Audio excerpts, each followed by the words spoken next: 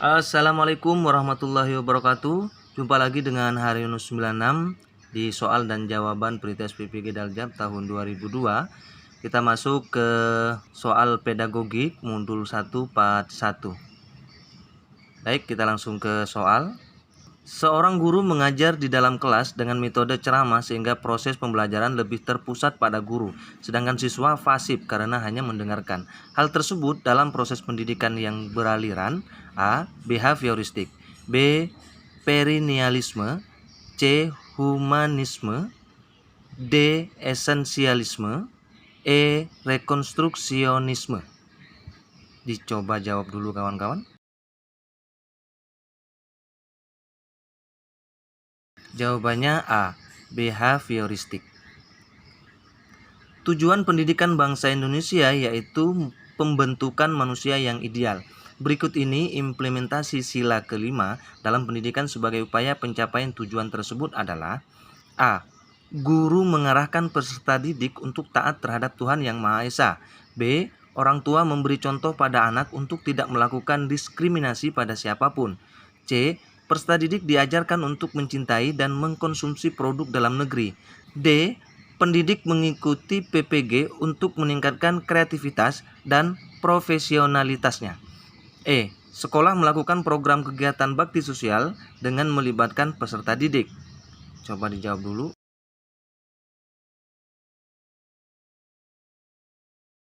Jawabannya E. Sekolah melakukan program kegiatan bakti sosial dengan melibatkan peserta didik. Next.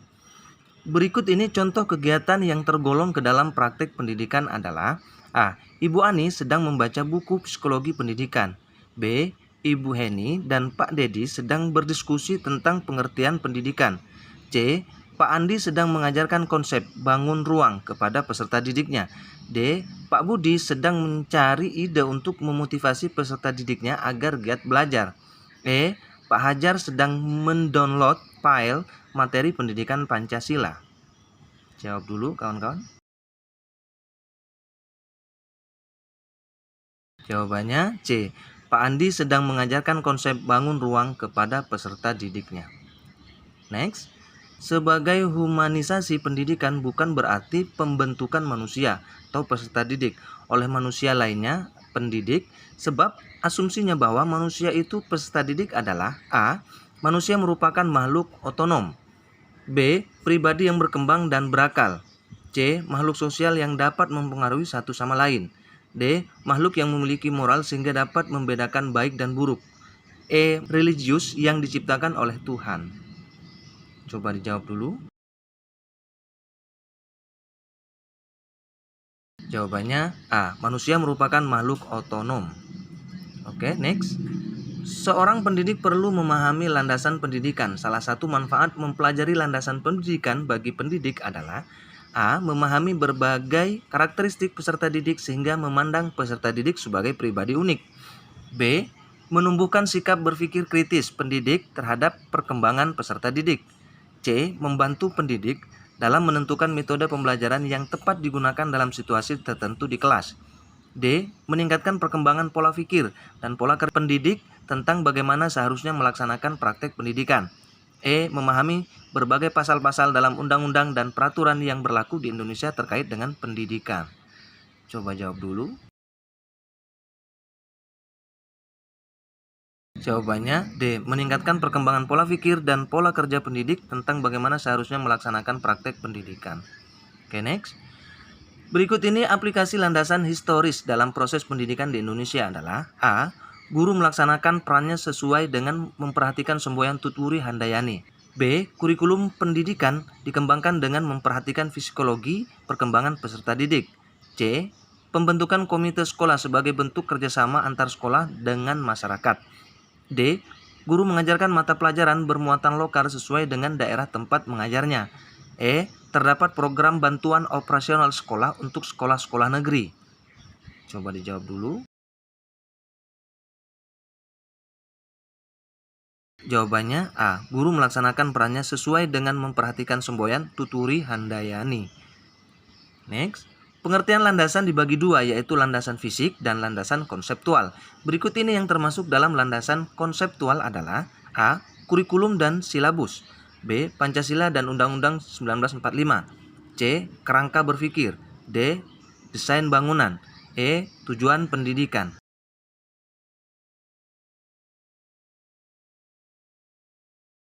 Jawabannya B. Pancasila dan Undang-Undang 1945. Next. Pendidikan harus dilakukan sesuai dengan tahap-tahap dan tugas perkembangan peserta didik. Oleh karenanya, pendidikan dilaksanakan dengan mengacu pada landasan A. Psikologi pendidikan. B. Sosiologi pendidikan. C. Religi pendidikan. D. Ekonomi pendidikan. E. Ilmu pengetahuan dan teknologi.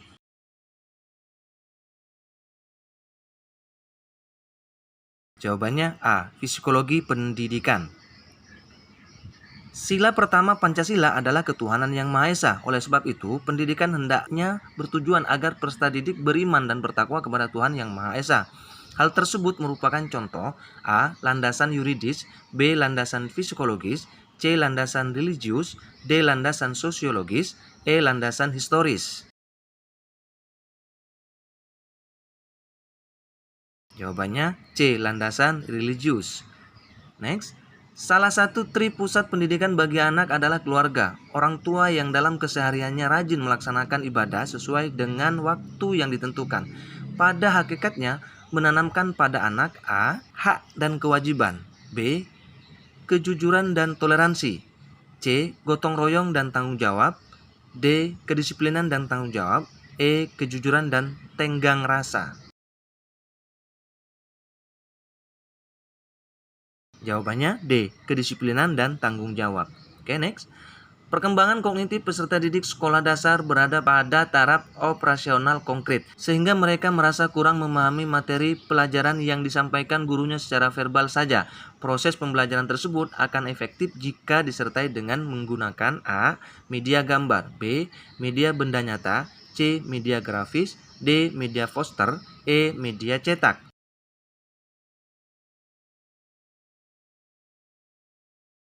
Jawabannya B. Media benda nyata. Next.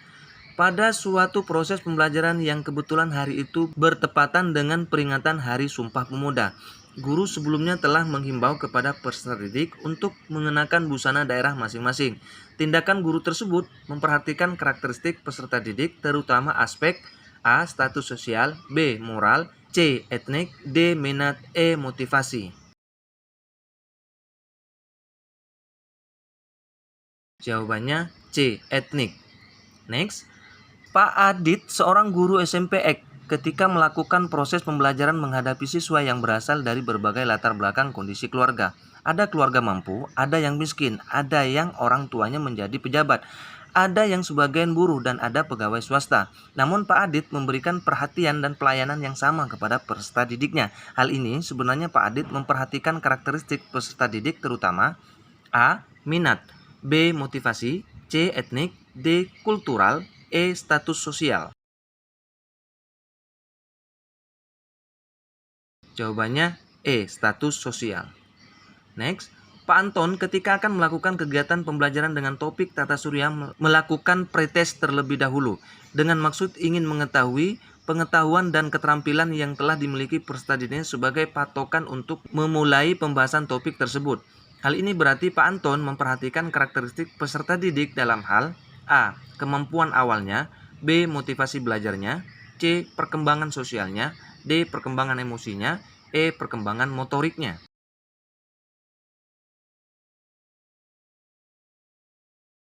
Jawabannya A. Kemampuan awalnya. Oke. Guru A ketika melakukan proses pembelajaran selalu menggunakan media. Kadang memutar video pembelajaran, kadang memutar CD audio, kadang menggunakan poster berwarna, agar peserta didiknya memperhatikannya dan tertarik terhadap apa yang dibahasnya serta senang mengikuti pelajarannya, sehingga hasilnya sangat baik. Pembelajaran dilakukan demikian karena pertimbangan A. Teknik peserta didik, B. Gaya belajar peserta didik, C. Gender peserta didik, D. Minat peserta didik, E. Kultural peserta didik.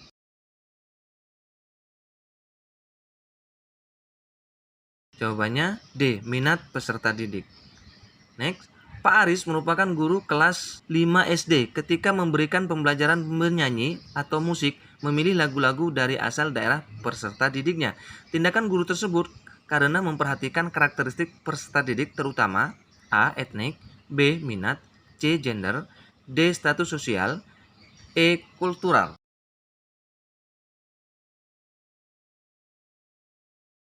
Jawabannya E. Kultural. Next. Pada saat pembelajaran berlangsung, guru mengingatkan peserta didik yang kurang semangat dan kurang aktif dalam belajar. Tindakan guru tersebut berarti memperhatikan aspek A. Motivasi, B. Kultural, C. Sosial, D. Status sosial, E. Etnik. Jawabannya A. Motivasi. Next. Perkembangan moral peserta didik atau anak menurut Kohbeck terdiri dari beberapa tahap. Tahap naively egoistic orientation, yaitu tahap di mana anak menilai baik buruk berdasarkan A. Akibat perbuatan, B. Persetujuan orang lain, C. Kontrak atau imbal jasa, D. Ketertiban sosial, E. Hati nurani.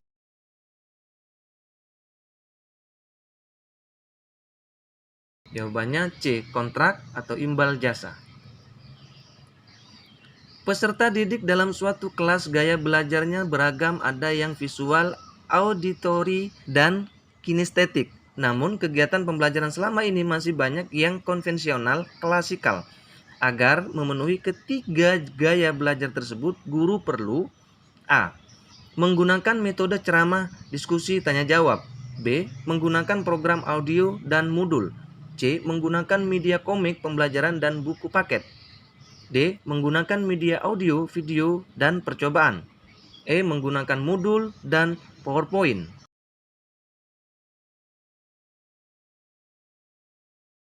Jawabannya D. Menggunakan media audio, video, dan percobaan. Next. Pada suatu proses pembelajaran di taman kanak-kanak, peserta didik akan dikembangkan aspek motorik kasarnya. Maka, pendidik dapat menugaskan peserta didiknya untuk melakukan kegiatan. A. Merangkai membuat kalung. B. Menendang bola. C. Memasang puzzle. D. Mewarnai pola. E. Menjiplak huruf.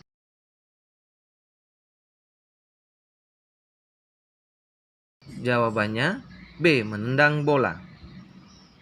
Baik kawan-kawan, sekian dan terima kasih. Jangan lupa like, komen, share, dan subscribe karena subscribe itu gratis. Dan saya doakan semoga kawan-kawan lulus semua. Kita jumpa lagi di part berikutnya. Assalamualaikum warahmatullahi wabarakatuh.